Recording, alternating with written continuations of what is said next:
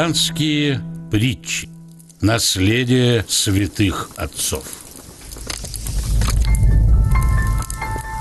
Красота благочестия.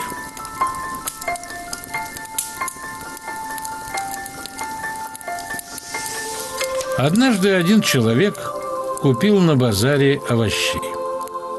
Приехав домой, он обнаружил, что торговцы вместо товара положили в его повозку груду камней.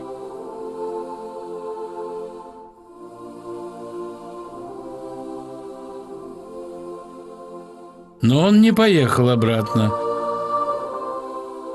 и не стал сокрушаться, а продолжал жить как прежде.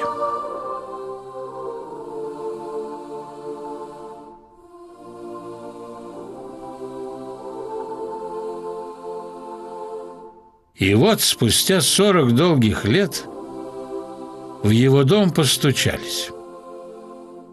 Когда человек отворил дверь, на пороге стояли дряхлые старики.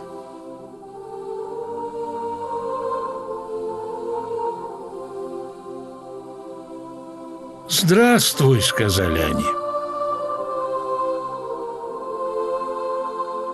«Это мы обманули тебя тогда, и мы пришли просить прощения».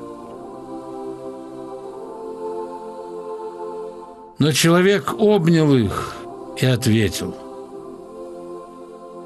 «Я помню этот случай.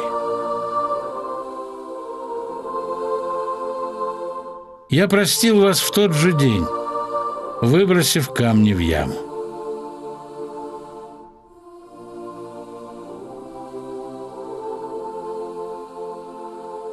А мы их носили 40 лет в нашем сердце», — уже с облегчением сказали торговцы.